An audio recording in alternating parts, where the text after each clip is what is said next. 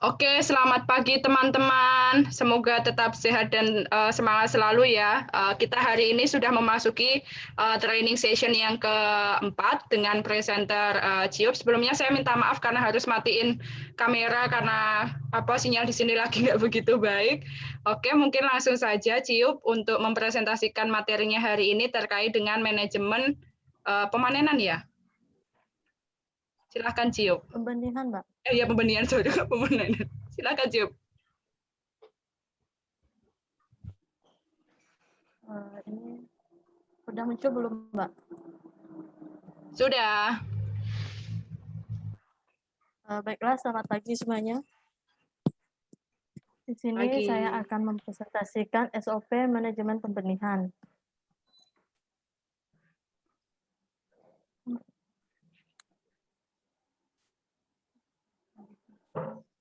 Langsung ke terakhir.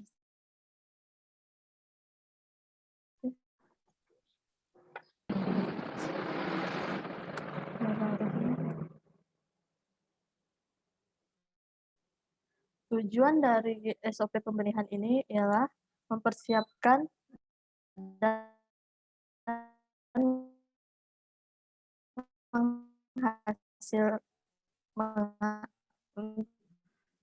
dan menghasilkan sesuai dengan kebutuhan tahapan lokasi pembenihan. Pemilihan lokasi atau tempat untuk pembenihan harus memenuhi syarat seperti sumber air dan air tersedia cukup banyak dengan kualitas sesuai, topografi datar dan kan letak dekat area hujan, tersedia topsoil dalam jumlah cukup untuk pengisian polybag. Terus main apa nih? Terasa nih. Maaf, saya lanjutkan. Lokasi mudah dijangkau dan akses jalan ke pembenihan harus baik, dekat dengan perumahan sehingga pengawasan dapat lebih intensif. Areal harus bebas dari sumber hama dan penyakit. Intensitas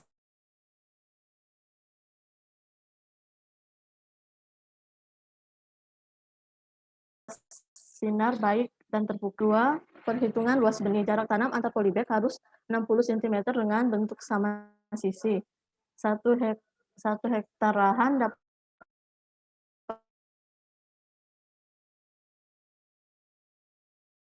menampung 18.000 benih bulan. Pemesanan kecambah dipesan pada produsen kecambah yang punya reputasi baik, produser pemesanan benih atau di buku saku. Penjadwalan pemesanan kecambah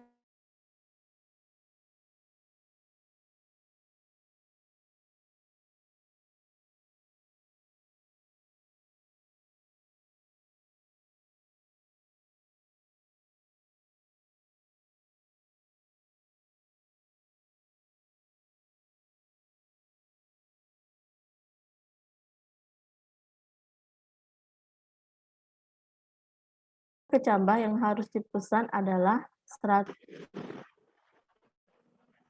harus dilakukan dengan mengacu pada program penanaman minimal 2 sebelumnya. Perkiraan kebutuhan bahan tanaman per hektar program tanam kelapa sawit. Nah, ini ada contoh kecambah yang diterima. Ini misalnya 200 hasil seleksi sampai dari kecambah yang diterima sampai siap tanam itu kurang lebih 150 setelah seleksi. Papan tabel. Setiap papan tabel harus menunjukkan modul, jenis kecambah, jumlah kecambah ditanam, tanggal kecambah ditanam, asal kecambah, nama kelompok, penanggung jawab. Nah, ini contoh modul yang gambar di sebelahnya. Mengisi formulir berikut adalah tata cara persyaratan harus dipenuhi bagi calon pembeli untuk petani perorangan. Dalam pembelian benih kelapa sawit ke produsen resmi, pembelian kecambah. Syaratnya, surat persetujuan penyaluran benih kelapa sawit dari Dinas Perkebunan setempat, fotokopi identitas diri atau KTP, fotokopi sertifikat tanah. Apabila nama pada sertifikat tanah tidak sesuai dengan nama pada identitas diri, maka harus dilengkapi dengan surat keterangan kepemilikan lahan dari kepala desa setempat. Jumlah pembelian kecambah disesuaikan dengan petani yang mewakilkan pengambilan kecambah agar membuat surat kuasa bermaterai 6.000. Nah, ini ada gambar juga uraian benih siap tanam. Di sini ada seleksi kecambahnya, seleksi pre-nursery, seleksi transplanting, dan seleksi main nursery. Tahap pre-nursery. 1. Penyiapan bedengan sebagai media tanam dalam polybag. Diusahakan arah bedengan memanjang dari barat ke timur. Panjang bedengan disesuaikan dengan keadaan lapangan 10-20 meter. Lebar bedengan 1,2 meter, jarak antar bedengan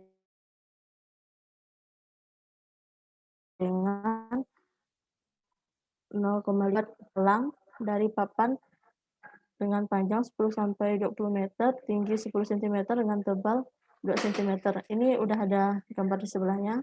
Contohnya kurang lebih seperti ini.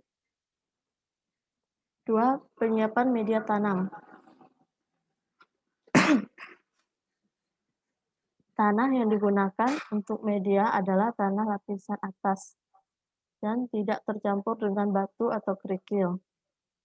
Nah, di sini udah ada gambarnya, jadi nanti itu diayak dulu supaya tidak ada tercampur batu atau kerikil atau sampah-sampah lainnya, baru setelah diayak masukkan ke polybag.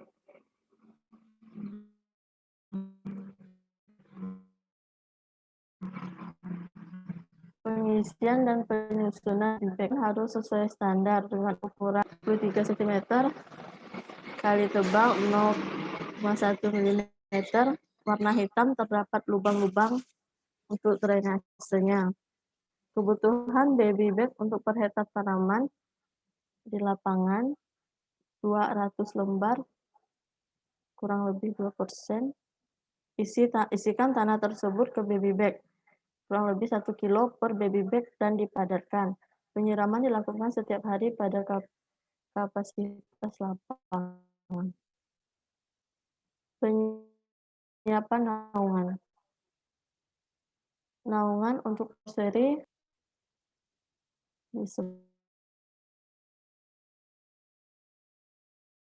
penyiraman tidak terjamin atau kurang baik. Tinggi tiang atap sekitar 2 meter dengan bagian tiang sedalam 0,3 meter tertanam dalam tanah, dan lebar jarak antara dua tiang sekitar 1,5 meter. Ini udah ada gambarnya, bisa dilihat. 5. Seleksi kecambah.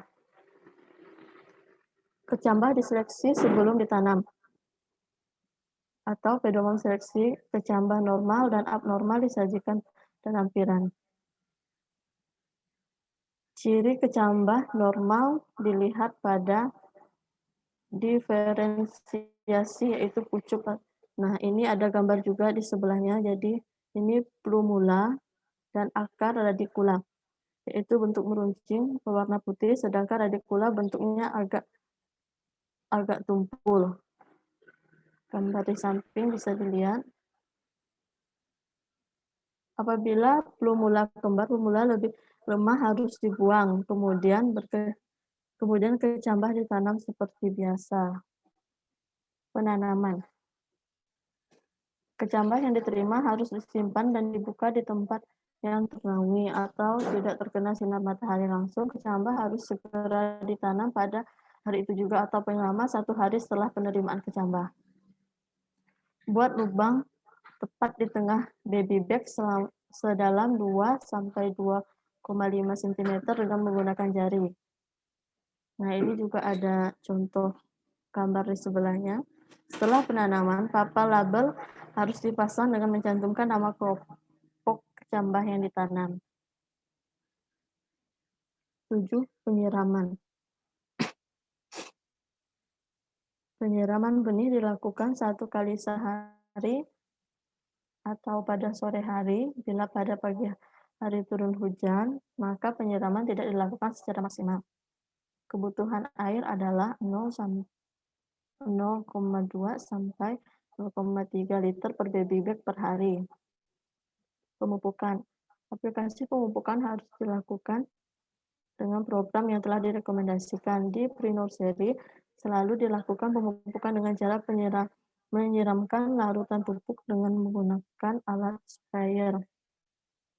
Penyiraman dengan larutan pupuk baru dapat dilakukan jika penyiraman dengan air pada sore hari telah selesai. Pengendalian gulma. Pengendalian gulma di pre-nursery hanya dilakukan dengan manual, yaitu mencabuti seluruh jenis gulma yang tumbuh pada baby bag. Seleksi pengakhiran. Seleksi benih pre-nursery dilakukan sebelum benih ditransplanting ke main nursery umur 2,5 sampai 3 bulan. Seleksi benih dilakukan untuk membuang benih yang mempunyai bentuk dan pertumbuhan yang abnormal, serta benih yang terserang hama dan penyakit.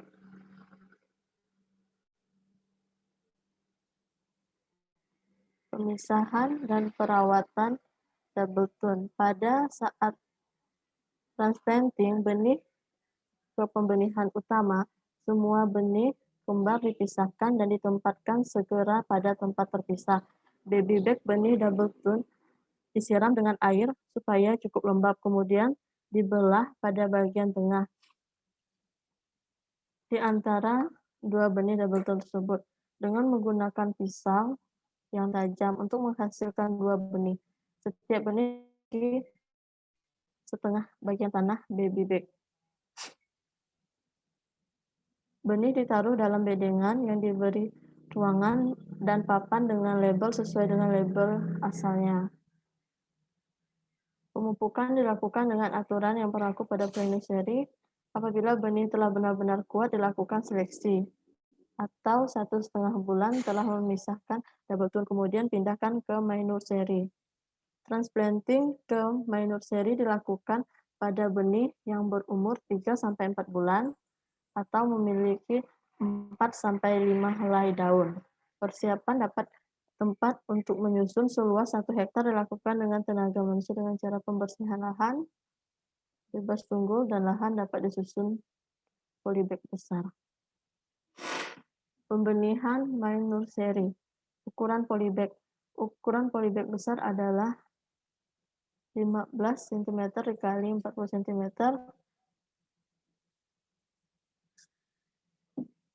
atau setelah diisi tanah diameter kurang lebih 25 cm dan tingginya kurang lebih 30 cm. Berwarna hitam, polybagnya kurang lebih sama yang pre-nursery, cuma yang ini lebih besar. Nah, untuk media tanam, tanah 1 meter kubik untuk 55 polybag. Tanah di polybag besar harus dilubangi. Dan selanjutnya dimasukkan 100 gram pupuk RP ke lubang polybag. 3. Pengisian polybag. Cara pengisian polybag besar. 1. Polybag harus dibalik sebelum isi tanah agar polybag dapat berdiri tegak dan silindris. Media tanah harus disaring melalui saringan. Ini sama tadi dengan yang pre-nursery, caranya juga disaring supaya tidak ada sampah atau kerikil. Penempatan polybag. Benih ditanam dengan jarak tanam 90 cm segitiga sama sisi. Nah, ini udah ada contoh gambarnya di sebelahnya. Untuk penempatan polybag pembenihan. Transplanting di polybag besar. Tata cara pelaksanaan transplanting di polybag kecil ke polybag besar. Buat lubang tengah polybag dengan menggunakan alat pelubang yang sudah disiapkan. Kedalaman lubang dibuat kurang lebih 20 cm atau disesuaikan dengan tinggi tanah di polybag kecil. Siram benih di pre-nursery sebelum dipindahkan. Angkat benih pre-nursery hati-hati dan disusun ke atas masing-masing kotak kayu sesuai dengan tempat pengangkutannya dan diangkut ke lokasi polybag besar. Turunkan benih di lokasi polybag besar dan letak hati-hati satu demi satu di samping masing-masing polybag besar. Setelah lakukan pemindahan, dilakukan penyiraman secukupnya segera setelah transplanting. Perawatan. Perawatan bertujuan membersihkan gulma yang tumbuh di dalam maupun di luar antara polybag. Semua peralatan yang dipakai untuk kegiatan perawatan seperti alat semprot, ember, takaran, dan pengaduk harus diberi tulisan, khususnya herbisida. Ini tidak boleh dicampur secara jelas dengan warna merah. Dan disimpan terpisah dari peralatan lainnya sehingga dipastikan bahwa peralatan ini tidak digunakan untuk kegiatan penyemprotan pupuk daun maupun pengendalian hama dan penyakit. Penyiraman sementara dengan 6 mm curah hujan untuk setiap kali penyiraman. Penyiraman harus dilakukan pagi dan sore dengan menggunakan gembor. Penambahan tanah dalam polybag dilakukan seperlunya untuk mempertahankan permukaan tanah kurang lebih 5 cm di bawah bibir polybag. Tata cara seleksi benih. Catat dan buat berita acara semua benih yang diakhirkan. Benih akhir dikeluarkan dari blok benihan dan dimusnahkan. Jumlah benih akhir selama di nursery antara 10-15%. Nah, ini contoh-contoh benih yang abnormal. Ada pada gambar di samping. Ini juga contohnya. Nah, ini benih yang normal. Jarak polybag di pembenihan utama berbentuk segitiga sama sisi 60 cm. Penyiraman dilakukan dengan penyemprotan air melalui selang dengan mata gembor pagi dan sore hari. Seleksi atau culling. Dalam keadaan normal, seleksi harus diselesaikan pada bulan ke-12. Bila benih-benih tertahan di pembenihan untuk jangka waktu yang lebih lama, suatu tahap seleksi final benih harus dilakukan sebelum dimuat dan diangkut ke lapangan. Pada waktu penanaman di lapangan, semua benih kelapa sawit yang sudah seleksi harus seleksi untuk dipindah. Tanaman harus dalam keadaan sehat dan segar. Benih-benih akhir hasil seleksi harus segera dimusnahkan dan polybag bekas benih dikumpulkan pada tempat yang sudah ditentukan. Nah, ini contoh berita acara pemusnahan bibit kelapa sawit akhir. Sekian dan terima kasih.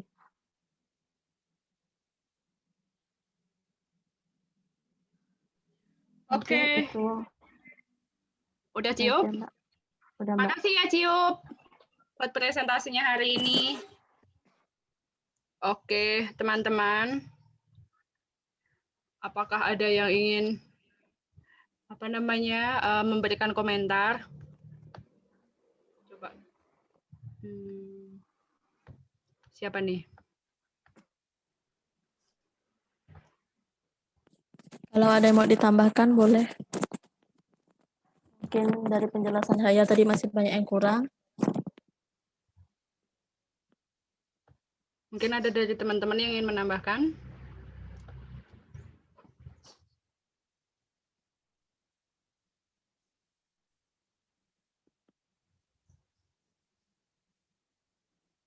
Tidak ada. Mungkin semuanya udah ini kali ya, udah expert di pembenihan. Mungkin bisa di close, Ciup. presentasinya? Ini kalau yang format rekamannya itu di mana, Ciup? Belum dimasukkan kan ya ke ini ke bahan kamu? Yang saya dapat di SOP ini aja Pak, berita acara.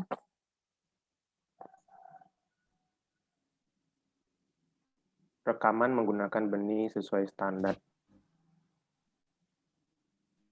Nah, ini yang perlu kita siapkan berarti ini kan jadi selain ini kan perbenihan kan sebenarnya kalau si poktan atau operasi misalkan mereka nggak menjadi penangkar atau apa, kemungkinan besar sih mereka akan beli langsung. Jadi sebenarnya materi ini akan mungkin sekedar informasi ke mereka gitu. Dan juga SOP perbenihan ini kan nggak tahu kalau kemarin ketika workshop SOP Gembrang ini ada di ini juga nggak dibahas juga nggak? Yang berita acara perbenihan, Mas. Ada? Berita acara khusus pemusnahan ya? Pemusnahan, iya. Pemusnahan ada, perbenihan kayaknya diwakilin dengan itu loh, dokumen sertifikat benih kalau misalkan ada. Terus setiap perbenihan harusnya ada, Mas. Jadi petani sudah menanam berapa benih dari yang sudah diambil dari koperasi itu harus ada dokumennya juga. Oke,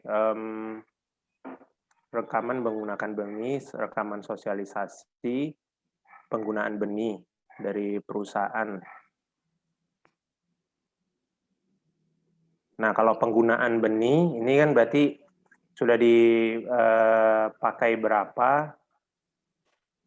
Dan Ini yang kan kalau dikembalikan berapa itu juga harus dibikinkan berita acara, Mas. Jadi misalkan ada 180 lah yang nggak ditanam sama koperasi itu harus dibuatkan berita acara juga. Iya, ya.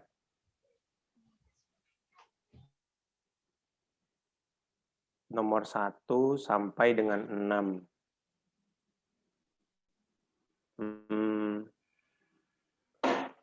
Nah, ini butuh kira-kira sebenarnya bentuknya seperti apa?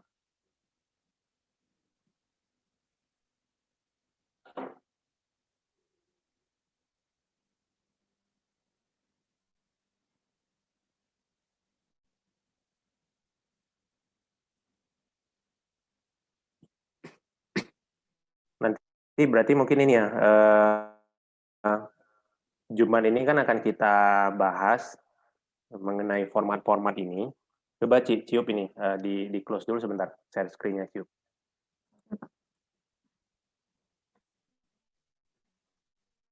Ini kan nomor 1, tersedia rekaman benih, menggunakan benih sesuai standar. Nah, ini sebenarnya bentuk atau formatnya seperti apa. Nomor 2 juga bentuk formatnya seperti apa.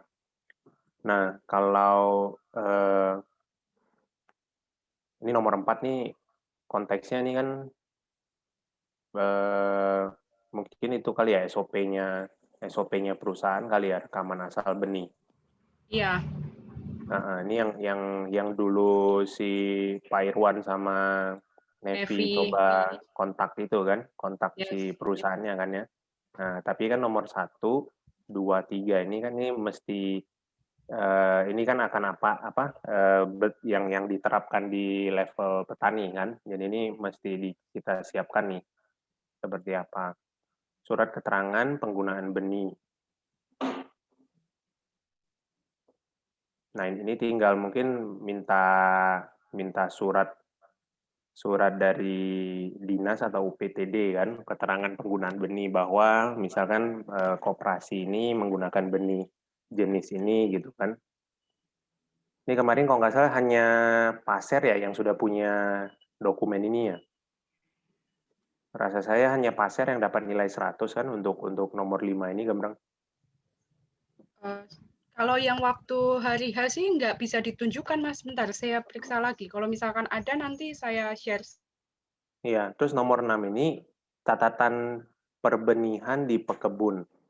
Ini kan berarti yang buku harian, Mas. buku enggak, itu yang saya maksud tadi. perbenihan ini bukan yang kemarin ini ya, yang saya cerita bahwa oke, kalau misalnya memang di petani tidak melakukan perbenihan, ya tinggal ditulis bahwa koperasi Ya. ini gitu tidak melakukan perbenihan, demikian berita acara ini dibuat gitu kan. Nah, kalau yang kamu bilang penggunaan itu rasanya sih nomor 3 ini. Jadi berapa yang berapa yang disalurkan koperasi, berapa yang sudah ditanam gitu. Nah, ini rekaman penggunaan benih ini. Nah, kalau yang nomor 1 ini kan mestinya hanya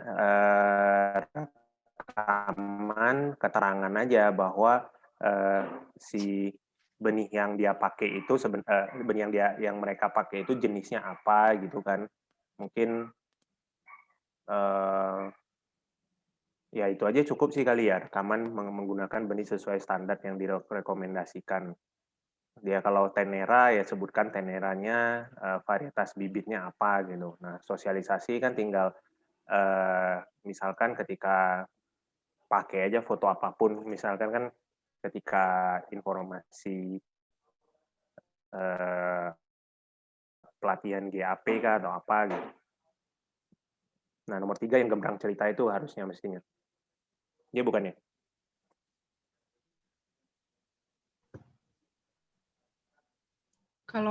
Kalau ini kayaknya surat tanda terima benih dari perusahaan ke koperasi deh, Mas ini. Yang mana? Yang nomor sebentar. Yang nomor 3. Sebenarnya coba ini ya Pak Irwan, kalau misalkan lebih nyantol kalau yang nomor 3 ini penggunaan benih dari perusahaan ini yang dari perusahaan benihnya Pak Pak Mas yang nomor 3. Jadi surat tanda terima benih dari penangkarnya yang nomor 3 ini. Kalau yang nomor 1 malah kayaknya yang surat ini penggunaan benih ini loh, yang dari petaninya. Jadi yang kamu cerita tadi yang sudah ditanam berapa, diterima berapa, ditanam Iya, berapa ini di nomor 1. itu iya, itu yang dari petaninya. Nah, nomor 3 ini yang surat tanda terima dari koperasi sudah menerima benih dari penangkar berapa. Terus kemudian lalu kalau misalkan ada yang dikembalikan itu harus dibuatkan surat lagi. Kalau enggak ada, tetap harus dibuatkan bukti bahwa tidak ada yang dikembalikan. Dikembalikan, oke. Ya. Berarti yang SOP-nya perusahaan hanya nomor 4 ini benar ya? Iya. Di mana ini kan cenderung susah nih rekaman asal benih ini dia beli beli bijinya dari mana, kemudian selama PN sama MN-nya dia gimana, rekaman asal benih. Nah, ini yang mestinya catatan tersebut kan yang untuk memenuhi nomor 4 nih. Begitu ya? Yes, betul. Oke, Fiona. Oke, Ciup. Jadi dari nomor 1 sampai 6 ini kayak semisal ada format, jadi minta tolong dibikinkan format. Nah, nanti formatnya nggak perlu dimasukkan ke presentasi, nanti di dalam bentuk file sendiri aja, nanti kirim ke saya biar saya collect gitu. Ya, Oke. baik, Mbak. Ini aja kan bentuknya kurang lebih seperti yang punya Pak Irwan. seperti yang Pak Irwan terakhir dia revisi, yang dia sampaikan di pertemuan kedua. Nah, ini yang perlu Ciup di 1, 2, 3, 5, 6. Nah, 4 kan kita lewatin nih. Jadi ada 5 format nih yang perlu disiapkan. Contoh coba Ciup share lagi yang presentasinya tadi. Ini, Pak. Nah, itu kan ada tuh berita acara pemusnahan kelapa sawit. Jadi persis saja begini kan. Nanti ada ada slide berikutnya. Jadi ini yang saya cerita kemarin nih yang kita bahas untuk bengkayang landak sama pasir. Jadi pokoknya setiap kali di halaman pertama harus ada kata-katanya begitu. Habis itu baru buktinya baik itu foto ataupun ya sementara sih foto ya foto, lampiran foto. Nah itu diletakkan di halaman berikutnya. Jadi meskipun bahasanya tersedia rekaman atau tersedia catatan, tersedia bukti, tidak bisa kita langsung serta-merta ada fotonya doang. Jadi harus ada kata-katanya, nanti baru ada bahwa sebagaimana terlampir apa segala macam. Nah nanti baru di halaman berikutnya itu adalah foto-fotonya gitu. Jadi bentuknya pasti akan begitu selalu, termasuk juga semua yang sifatnya peta-peta tuh, yang peta tentang RT RW, peta tentang apa. Nah, itu juga nggak akan bisa langsung hanya petanya saja. Jadi tetap di depannya dikasih pengantarnya dulu. Tata caranya mestinya seperti itu.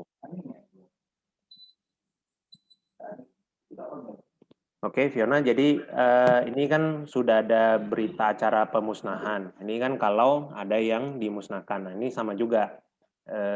Jadi harus ada 5 lagi seperti ini. Nah, khusus yang nomor 5 tadi, yang dari dinas, surat keterangan dari dinas ataupun UPTD tadi, berarti di atasnya adalah identitas dinas, begitu. Kop surat dinas, apa segala macam, begitu. Nah, nanti tinggal bawahnya terus dikasih judul kan, ini berita acara tentang apa. Misalkan berita acara, sesuaikan saja. Tadi kan yang pertama kan rekaman menggunakan benih sesuai standar. Berita acara penggunaan benih sesuai standar. Gitu. Nanti yang dokumen berikutnya berita acara sosialisasi dan informasi terkait benih bersertifikat. Nah, terus berikutnya lagi berita acara penggunaan benih dari perusahaan sumber benih gitu. Ciup, boleh minta tolong stop share screen-nya biar saya kasih contoh ini loh yang dari dinas terkait dengan perbenihan. Udah, Mbak.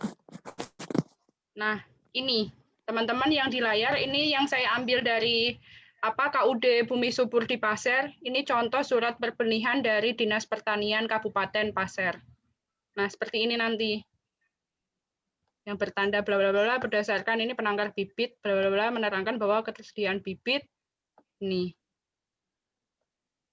Oke, jadi ini bisa langsung diminta dari dinas. Kalau di Pasir sih dinas pertanian ya, tapi nanti silahkan dicek apakah itu di dinas pertanian atau di UPTD atau dari dinas perkebunan, beda-beda dari masing-masing wilayah. Seperti itu. Ya, tapi yang kalaupun bisa jadi dinasnya tidak responsif. Kalau yang udah responsif misalkan mereka buat kan. Tapi kalau yang misalkan nggak ada ya sudah, kita buatkan formatnya, kita ke dinas minta ditanda tangan aja gitu.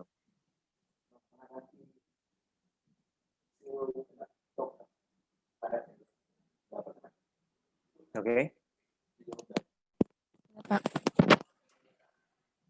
Silakan yang lain kalau ada yang mau tanya.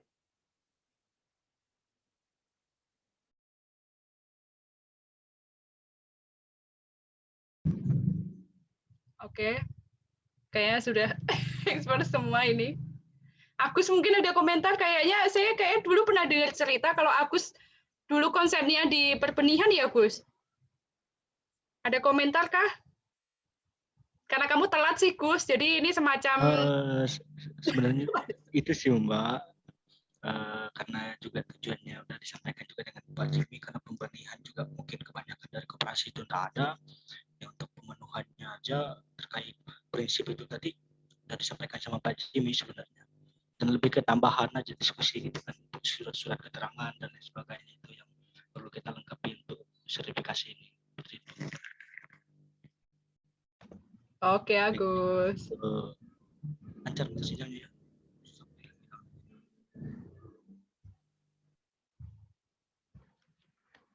Oke, teman-teman yang lain, mungkin ada komentar atau pertanyaan?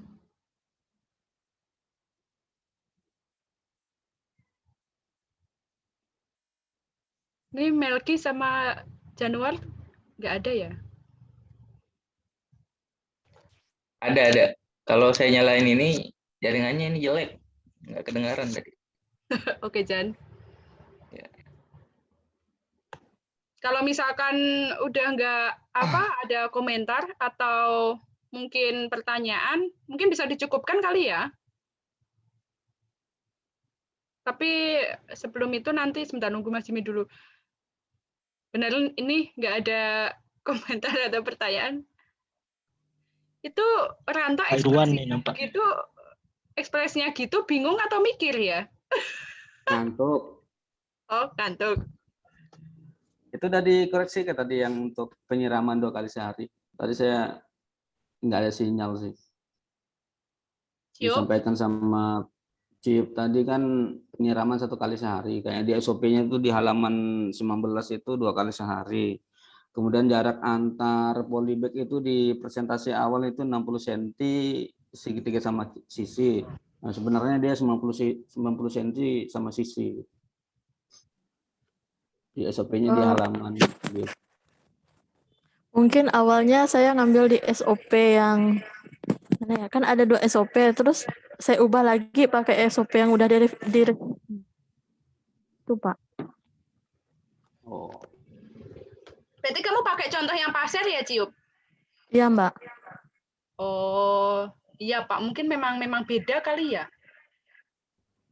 Nggak masuk akal sih kalau penyiraman tetap 2 kali sih kalau di Tahu salah di saya ya. Nggak tadi Mungkin Pak, tahu kalau itu kan penyesuaiannya sesuai dengan apa dengan koperasinya sih. Cuman untuk teknis budidaya seperti yang dipakai tadi ada di slide yang 60 cm antar ini, kemudian ada slide juga yang menjelaskan 90 cm sama sisi gitu. Ada 2 slide yang saya lihat tadi. Kemudian di penyiraman itu 1 kali 1 hari. Itu kalau di DPN itu memang harus 2 kali, pagi sama sore biasanya. Apalagi nyiramnya pakai gembor ya, misalnya kalau ada untuk pembibitan. Mungkin nanti bisa di ini ya, Ciup, dikoreksi lagi.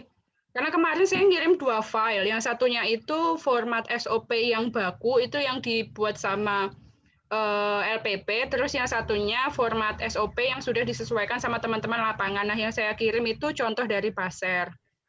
Iya sih, kayaknya nggak mungkin berbeda karena LPP itu juga pakai pakem yang memang sudah ditentukan lewat praktek yang berkelanjutan gitu. Mungkin Ciup mungkin salah ketik mungkin.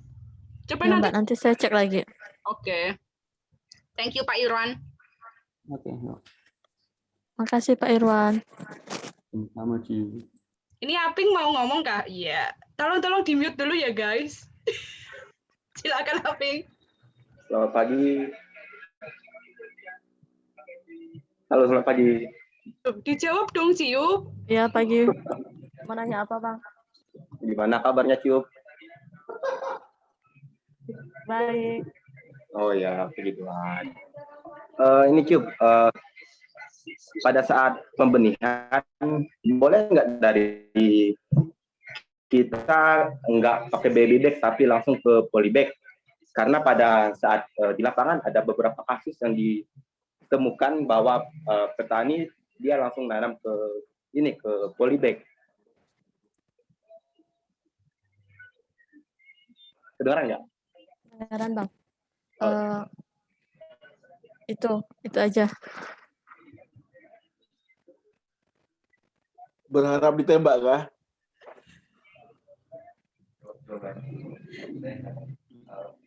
Kok pakai kita sih?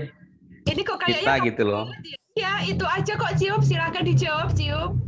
Iya. Terserah gitu, Ciup.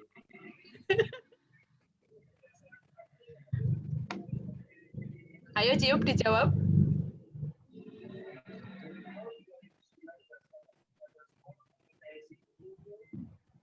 Ciup kemana ini kok tidak menjawab? Di mute Ciup. Di mute.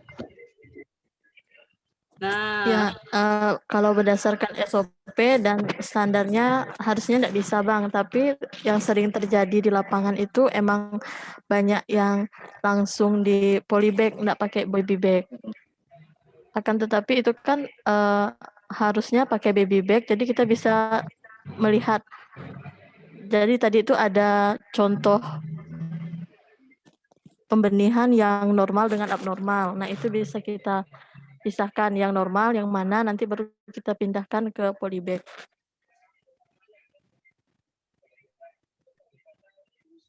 Oh ya, terima kasih. Oke, makasih Aping. Oke, teman-teman yang lain. Siapa nih yang mau ngomong? Oke, tidak ada. Apakah bisa dicukupkan? Mas Jimmy, ada komentar? Kalau memang sudah nggak ada yang mau bertanya, ini kan terakhir kita sepakatinya kan siapa yang nggak hadir kan akan menyampaikan, karena ini kemarin Januar belum tuh materi tentang Pak Irwan, si Suiranto itu kita random aja lah. Jadi Januar bisa menyampaikan yang materi yang pertama, karena terakhir kan Januar bilang belum siap tuh. Sama yang terakhir siapa, Suiranto, untuk ini pertemuan keberapa ya? Keempat sudah ya? Empat. Berarti Suiranto untuk yang pertemuan kedua. Ke satu dan kedua malah, Mas. Kalau ke satu kan memang udah saya kabarin yang ke satu. Iya, jadi bisa yang kedua nih. Oke, apakah dari Januar sama Ranto, siapa nih yang mau cerita lebih dulu? Nah, Januar dulu aja. Oke, Januar dulu aja. Sebelumnya karena saya sudah dengar sebenarnya video yang di situ, cuma dari materi Pak Irwan kemarin kan sudah dibahas juga sebagian, tapi yang menjadi sama saya sebenarnya dalam materi pertama adalah tentang tersedianya SOP, baik dokumentasi rekaman kegiatan, kemudian rekaman penanaman di lahan miring, itu sesuai dengan prinsip yang ada di SOP yang ada, prinsip dari ISPO. Apa ini maksudnya saya harus sampaikan ini ya, seperti materi sebelumnya ya, atau seperti apa? Ya, Januar kurang lebih aja, jadi tidak usah keseluruhan, tapi ada bagian apa yang sudah kamu tonton, apa yang sudah kamu ingat, kamu misalkan kan pun kalau catat begitu kan, nah itu apa saja, jadi itu bisa kamu ceritakan. Terpisah. Bagian-bagian awal sebenarnya tentang bagaimana SOP ini, kemudian berita acaranya dibuat sesuai dengan koperasi atau yang ada di lapangan. Kemudian ada sedikit diskusi tentang bagaimana kemudian menanam di lahan miring, pembukaan lahan di lahan miring yang sebenarnya tidak dianjurkan di atas dari 25% kemiringan. Itu sih yang saya catat sejauh ini.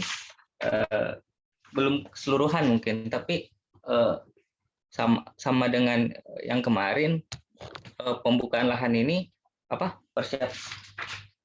pembukaan lahan ini sudah kita diskusikan kemarin pas di materinya Mas Arya juga.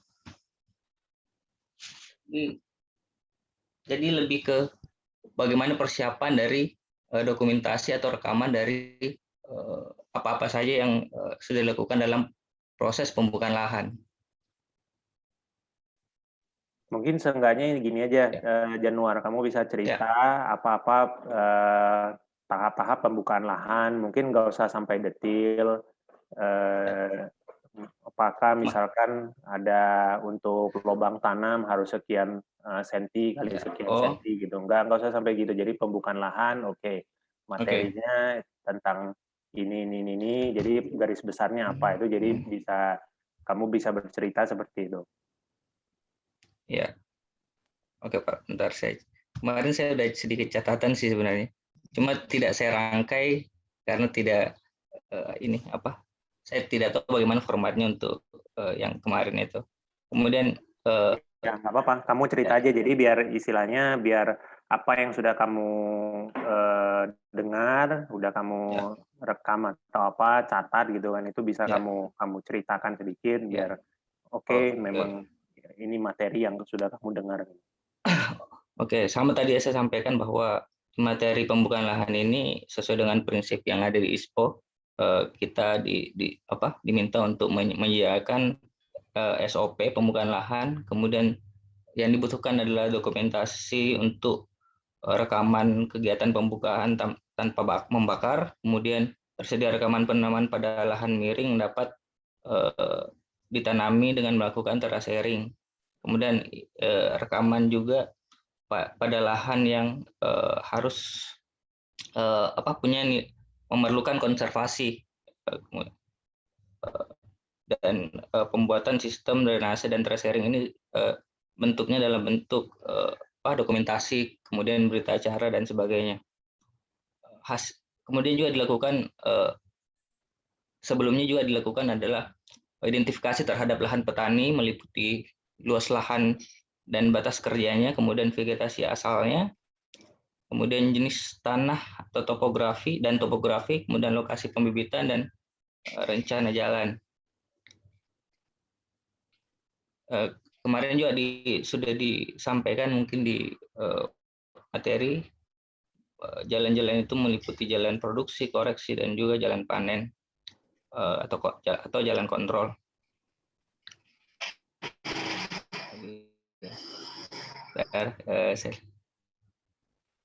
Ada juga pembahasan mengenai lahan yang terpisah dari lahan, karena ini adalah lahan petani, itu sangat berpotensi adanya lahan-lahan terpisah.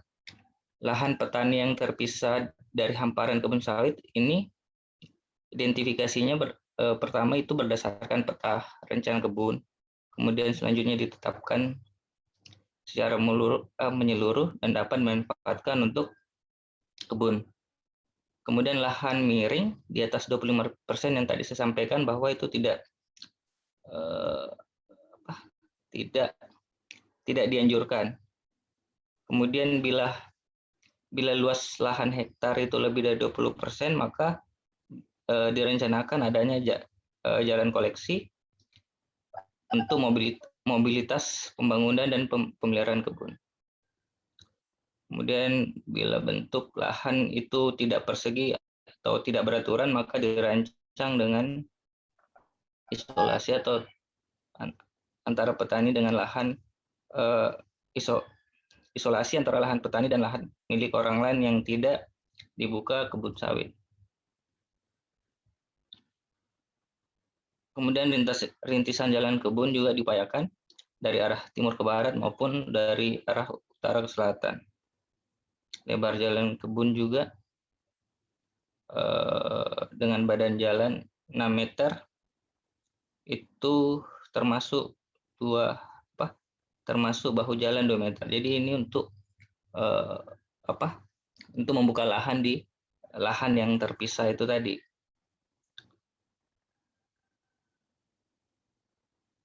Kemudian disampaikan juga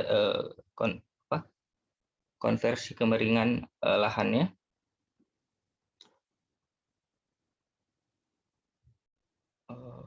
Apalagi ya? Lahan petani berupa hamparan juga dijelaskan mengenai di sini ada hasil pemetaan lahan mencakup rencana kebun sesuai dengan luas yang dimiliki masing-masing petani. Kemudian selanjutnya dilakukan juga kegiatan jalan rintis utama atau jalan koleksi dari arah utara ke selatan dengan menggunakan kompas. Kemudian jarak titik pancang itu itu 1012,25 meter dan antar 308,2 meter, kemudian lebar bloknya 301 meter dan panjang 1003,25 meter.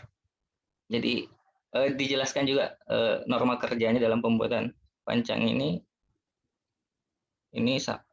pembuatan rintisan dan blocking ini dalam SOP itu 4 sampai 6 HK per hektar. Setelah itu juga dijelaskan tentang IMAS itu dalam persiapan lahannya. Jadi pemotongan kayu pada lahan yang berdiameter di bawah 10 cm dengan norma kerja itu 18 sampai 24 HK per hektar.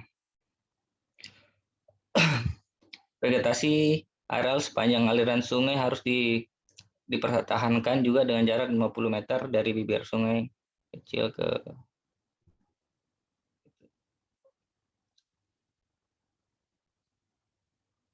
kemudian dijelaskan juga mengenai pancang jalur rumpukan. Saya pikir sih yang saya catat ini juga sesuai dengan apa yang sudah dijelaskan sama Pak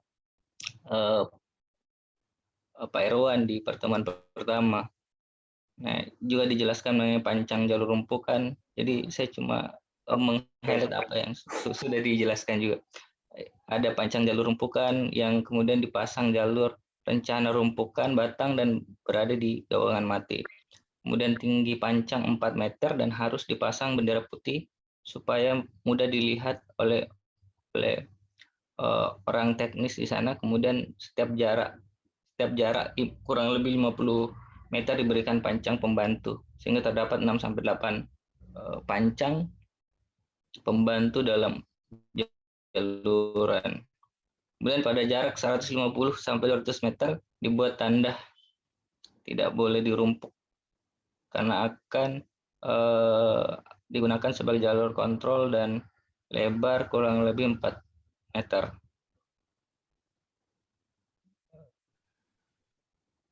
Juga ada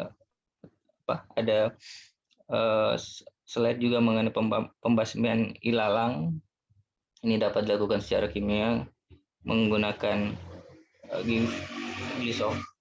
glifosat atau sulfosat dengan dosis sancaran 6 sampai 10 liter per hektar. Di sini ada dijelaskan juga komposisinya di situ.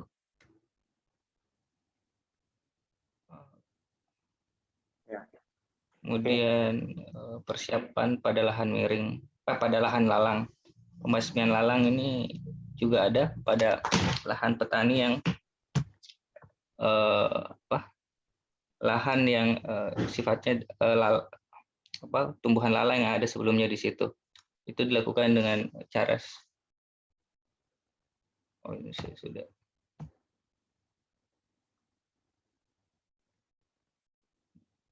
Mungkin cuma sampai di situ yang saya highlight, Pak, pada dan teman-teman semua pada pertemuan pertama itu. Jadi ada diskusi juga mengenai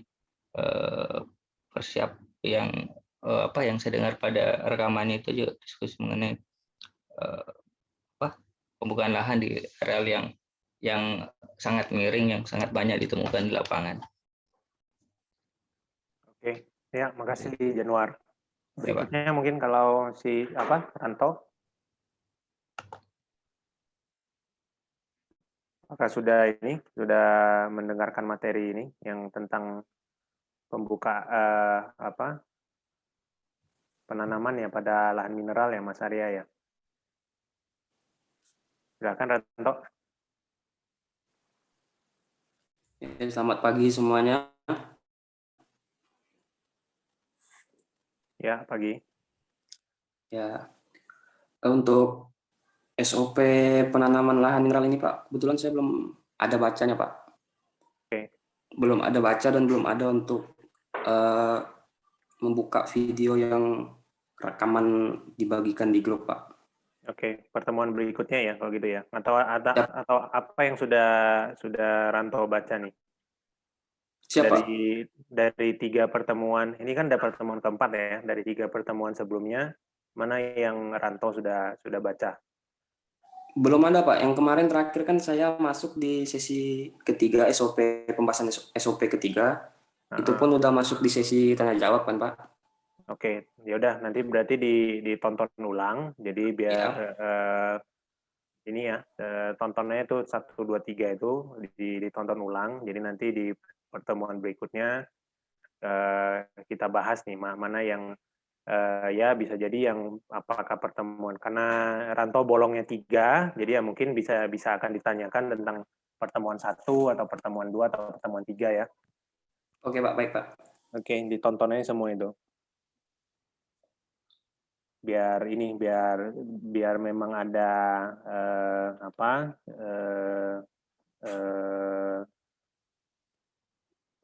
bagaimana prosesnya Rantau sudah benar nonton atau apa, biar bisa kita bahas juga. Iya Pak, ya. Oke,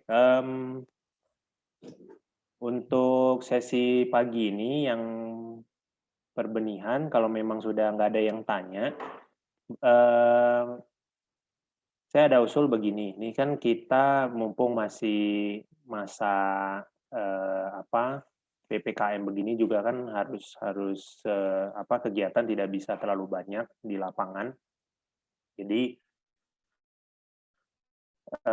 dan juga kita perlu menggar supaya pertemuan ini bisa sampai akhir Agustus nih. Nah, kalau dari teman-teman mau kita padatkan, misalkan mungkin akan kita mulai minggu depan ya, misalkan Senin pagi sore, Rabu pagi sore, kemudian Jumat pagi sore, begitu kan? Atau ya kita buat di ini Senin full terus tiap pagi gitu, Senin sampai Jumatnya begitu.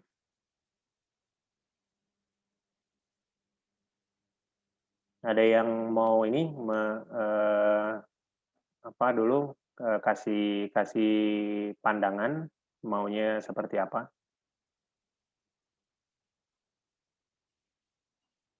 Jadi pertemuan online begini, jadi kita akan kalau misalkan kalau misalkan pagi sore terlalu susah ya, berarti kita akan buat seperti ada pertemuan rutin tiap pagi mulai dari Senin sampai Jumat, mulai di minggu depan nanti, biar agak dipadatkan. Jadi mungkin kalau 5, 10 ini kan total udah 4 ya, 14. Jadi kurang lebih di 31 Agustus bisa terkejar tuh. Total ada berapa SOP Gembrang yang perlu kita bahas? 17 bukan ya? 17 yes. Benar ya. Ini udah jalan 4 kan ya? Ya. 4, 5, 10, 14.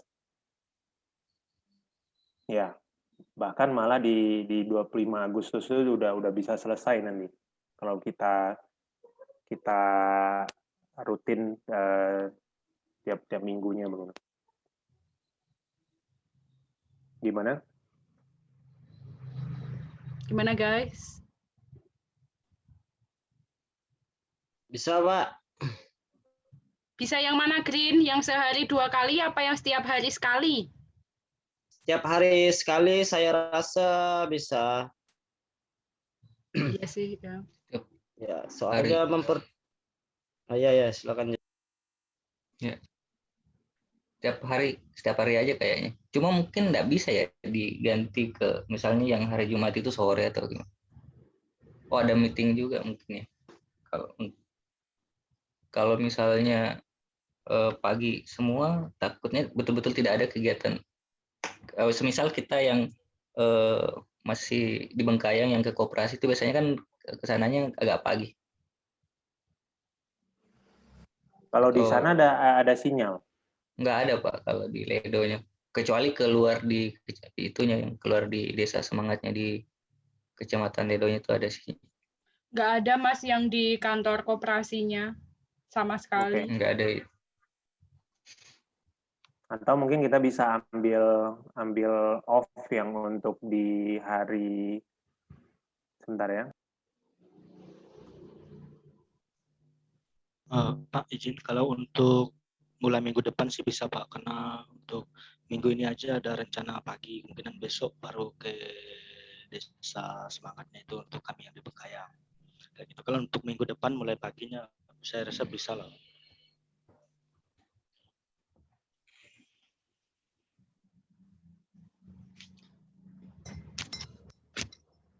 Mana? Kalau dari Kaltim gimana, Kaltim? Kalau saya kayaknya bagus pagi sore, Mbak. Takut kalau tiap hari ada kegiatan di lapangan. Oh, ya juga Kayak ya. pengamatan demplot. Kalau pagi sore kan bisa berarti seminggu, Senin, Rabu, Jumat berarti bisa 6. Berarti 2 minggu udah bisa dapat 12, tinggal tambah sehari aja untuk 1 orang. Iya ya saya. 17 berarti masih 13 ini tanggal 4.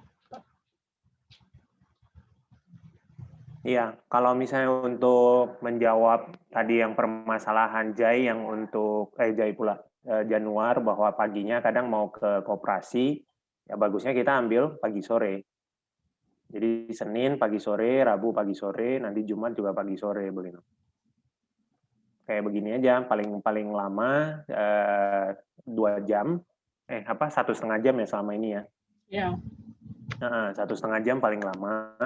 Ya kayak misalkan ada materi yang memang pendek ya 1 jam 15 menit kita cukupkan begitu.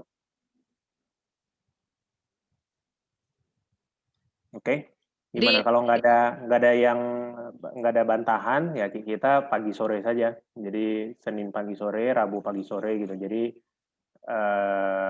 ya kalau misalkan tiba-tiba ada yang nanti sedang ada berkegiatan atau apa, berarti harus silahkan, misalkan memang tidak bisa hadir, jadi nanti tinggal ini aja komitmennya untuk ditonton kembali, kan sudah ada rekaman videonya, nah nanti tonton kembali, habis itu akan menjadi pertemuan berikutnya. Oke. Begitu ya. Mungkin kalau memang tidak ada lagi yang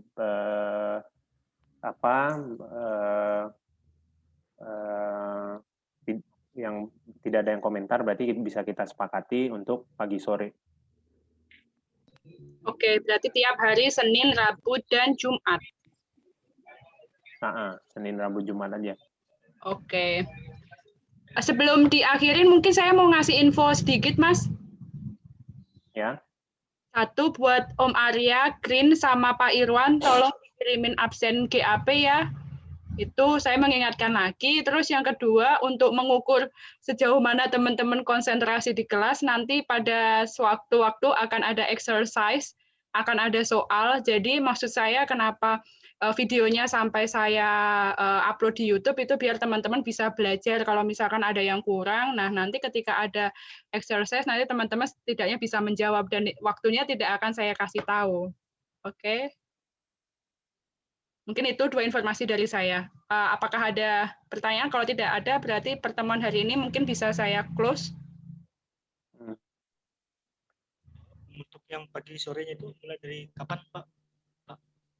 Ini hari mulai minggu depan aja. Minggu depan aja. Minggu depan pagi sore, minggu depan aja. Jadi kita akan full pagi sore itu khusus untuk di minggu kedua dan minggu ketiga. Jadi di tanggal 9 sampai 13, kemudian 16 sampai 20 itu akan pagi sore. Nah, habis itu nanti tinggal ketika di minggu terakhir, minggu setelahnya itu berikutnya, itu udah sisa 3 pertemuan saja. Itu bisa mungkin lihat apakah kita akan bikin Senin, Selasa, Rabu, atau bagaimana, atau Senin, Rabu, Jumat, nanti kita bisa atur lagi setelah di tanggal 20 baru kita bicarakan kembali saja. Nah, yang akan full intensifnya hanya di minggu berikutnya sama 1 minggu berikutnya lagi. Iya, rencananya kan mau ke Landak tuh Mas. Jadi untuk minggu yang 15 sampai 21 itu 2 minggu lagi itu mungkin nanti akan menunggu update dari saya ya teman-teman, karena nanti kan Pak Irwan sama Yosef sama mungkin Ranto, kalau memang Yosef masih di Landak nanti kan bakal in touch sama workshop implementasi, jadi mungkin kami nggak bisa ikut. Nah, mungkin nanti akan digeser ke hari lain bisa, atau mungkin nunggu selesai, bisa nanti update-nya akan dari saya ya. Rencana tanggal berapa? 17 jalan ya, berarti 18-19 ya kegiatannya ya? Iya, pulangnya 20. Itu, jadi Rabu 18 sama 20 yang nggak bisa. Oke. Oke, berarti bisa saya cukupkan. Kenapa sih? Atau gimana, ikut sampai workshop implementasi atau gimana, Pak? Apa? Gimana ya, Chef? Saya kan di landaknya itu kan kemarin sampai tanggal 16. Oh iya, iya. Nah, apakah saya lanjut ngikut lagi sampai tanggal workshop implementasinya atau gimana gitu? Oh iya, benar-benar. Kemarin kan awalnya kan rencananya itu workshop audit ini workshop implementasi ya. Itu kan rencananya di 11 12. Nah, ini karena agak mundur, terpaksa mungkin nanti Yos nunggu aja dulu di landak daripada nanti bolak-balik nanti. Gitu ya. Oke. Nah, terus ini kalau memang sudah nggak ada, nanti Linda sama Aping stay dulu sebentar ya. Oke, berarti saya recordnya saya matiin dulu ya. Saya tutup dulu. Terima kasih ya. Gimana, Jen? Ini materi sama data-data pelengkap itu diupload di mana ya? Saya bisa dapat dari materi yang lain. Diupload atau enggak ya? Kalau belum ada di kemarin sih udah saya share linknya. Kalau nggak ada di situ berarti memang belum dikirim sama penanggung jawabnya. Pak Irwan juga belum kirim. Oke. Oh, di mana? Diupload di mana? Saya nggak tahu ini. Oh iya. Sama data-data kayak berita acara dan sebagainya itu kan semua lihat juga contohnya. Oke, tempo hari sudah ku share untuk pasar. Udah. Di Bengkayang kan ada, Jan. Enggak, materi ini saya bilang, materi dari persentase ini. Di chat ini sebenarnya ada, di chat ada, di form pemantauan kelas online itu sebenarnya udah saya insert, tapi kalau agak kesulitan, biasanya saya nge-share link G Drive-nya, nanti saya share lagi deh ya. Oke. Lewat email, oke. Ya. Oke, sudah bisa ya. Saya close, oke. Terima kasih teman-teman untuk waktunya hari ini ya. Jaga kesehatan selalu, jangan lupa makan ya, jangan lupa makan. Oke, sampai jumpa ya di pertemuan kita hari Jumat nanti, rencananya pagi. Oke, kalau misalkan ada perubahan akan saya infokan. Kenapa, Mas? Siapa berikutnya? Berikutnya Om Arya. Om Arya. Arya lagi ya. Yes. Oke, makasih semua. Oke. Saya close ya buat semuanya. recordnya dan saya izin live.